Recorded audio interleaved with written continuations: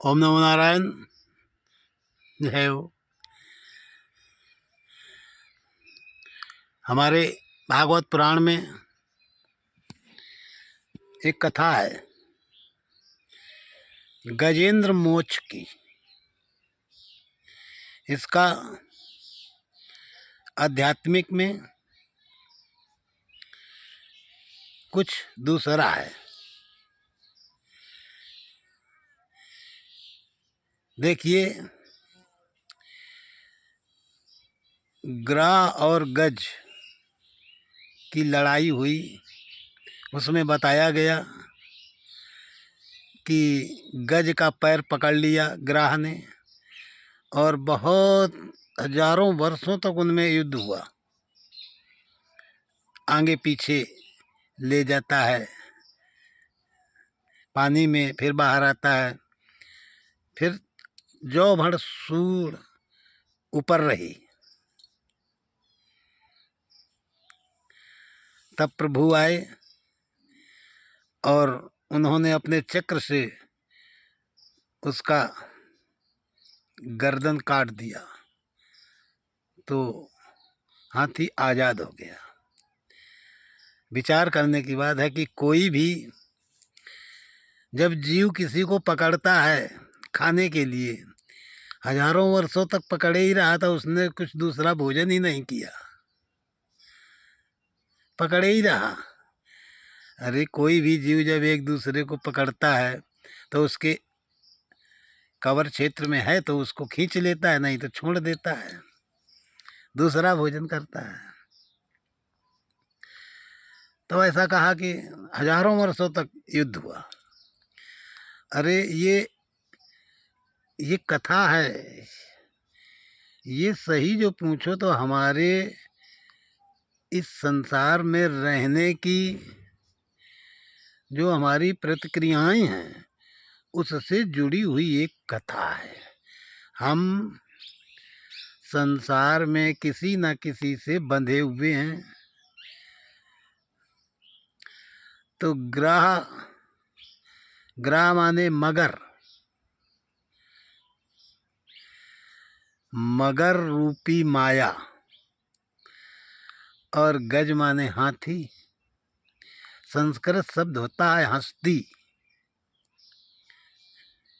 और ग्राह भी संस्कृत शब्द है।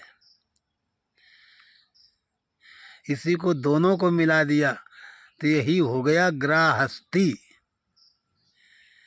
तो आज हम सभी ग्राहस्थी में पड़े हुए हैं। संसार की माया ने हमको पकड़ रखा है। हजारों सालों से हमारा उसका पकड़पना छोड़ नहीं रही है और लड़ाई हो रही है, फिर उसी में पकड़ जाते हैं। हम जब इस संसार से ऊब करके इसमें डूब जाएंगे, कुछ सहारा नहीं होगा, तो एक परमात्मा का चिंतन करेंगे, सहारा करेंगे। तो वो परमात्मा अपने दिव्य प्रकाश से हमारी इस जो ये पकड़ है हमारी माया की, माया ने हमको पकड़ रखा है। हम उसी में ही पकड़े हुए हैं, जकड़े हुए हैं। इस बंधन को काट देंगे। जब काट देंगे तो हम आज़ाद हो जाएंगे। ये गृहस्थी ही ये उस गजेंद्र मोक्ष के बारे में बताती है। कहीं युद्ध ऐसा नहीं हुआ था जैसा लिखा है।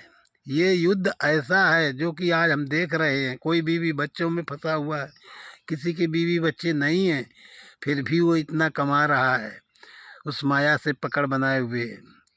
ये माया रूपी मगर और मन रूपी हाथी को, जो मत वाला रहने वाला मन है, उसको पकड़ रखा है। मन रूपी हाथी को माया रूपी मगर ने पकड़ रखा है। अब ये मन रूपी हाथी जब उस परमात्मा को बुलावे तो ये माया रूपी मगर की बंधन कट जावे और हम परम शांति में अपने को आज़ाद हो जावे। जैसे हाथी लिखा है कि आज़ाद हो गया, भगवान ने उसको छुड़ाया। इसी गृहस्थी के ही जो हम बंधे हुए हैं, इसी के आधार पर ही ये मन रूपी हाथी और मगर रूपी माया का उदाहरण कथा के रूप में हमें समझाया जाता है। लेकिन हम लोग सब लोग समझ लेते हैं, हाँ कभी हुआ होगा, हाँ कभी ऐसा था। बड़े ध्यान से सुनते हैं, हजारों सालों तक वो पकड़े रहा। ये नहीं सोचते हैं कि कोई पकड़े रहेगा। मांस तो सड़ने वाली चीज़ है, बहुत जल्दी सड़ जाती है, घाव हो जाता है तो सड़ जाता है। इस मन रूपी हाथी को, हमारे मन रूपी हाथी को संसार की माया रूपी मगर ने पकड़ रखा है। उसी माया की तरफ हमारा मन खिंचता रहता है, और तब तक खिंचता रहेगा जब तक हम उस प्रभु को नहीं बुलाएंगे, उसका नहीं चिंतन करेंगे। अगर हम उसका चिंतन करें, उसको बुलावें, तो वो जरूर अपने ज्ञान रूपी प्रकाश से, ज्ञान रूपी चक्र से इस माया रूपी मगर का बंधन कट जाएगा। हम आज़ाद हो जाएंगे, हम अपने स्वरूप में पहुंचेंगे। हमको जहाँ जाना था, जैसे हाथी कहते हैं कथा में कि जहाँ जाना था वहाँ चला गया, ऐसे ही हम आज़ाद हो जाएंगे। ये कथा ये कहती है, इसका आध्यात्मिक में यही है। हम आप सभी आज माया के बंधन में हमेशा बंधे रहते हैं, हमेशा चलते रहते हैं। इस बंधन को केवल सद्गुरु ही वो विधि बताते हैं करके, तब हम इसको छोड़ सकते हैं, हमारा इससे छुटकारा हो सकता है, हम उससे अपनी दूरी बना सकते हैं। नहीं तो जन्म जन्मांतरों से ये चैतन्य और जड़ की गांठ बन गई है। चैतन्य और जड़ जब एक में मिल जाते हैं तो एक शरीर का जन्म होता है। एक किसी भी योनि में, किसी भी चार खाने में से किसी का भी एक शरीर बनता है, कोई भी हो। और चैतन्य और ये माया जब दोनों अलग हो जाते हैं, उसी को मृत्यु कहते हैं। जब तक चैतन्य और माया मिलते हैं वही जन्म है, और जब तक ये अलग नहीं होते हैं उसके बीच का जो समय है उसी को जीवन कहते हैं। जब ये अलग होते हैं, चैतन्य और ये माया जब दोनों अलग होते हैं, उसी को मृत्यु कहते हैं। और जब ये दोनों आपस में मिल जाते हैं, एक हो जाते हैं, तो शरीर की उत्पत्ति हो जाती है, और कुछ नहीं। तो गजेंद्र मोक्ष में यही है कि हमारे मन रूपी माया हाथी को मगर रूपी माया ने पकड़ रखा है, और हम उस प्रभु को बुलावें जिससे हम शांति को प्राप्त होवें। आज हमको इसके बारे में ऐसा ध्यान आया, इसलिए आज ये हमने बताया।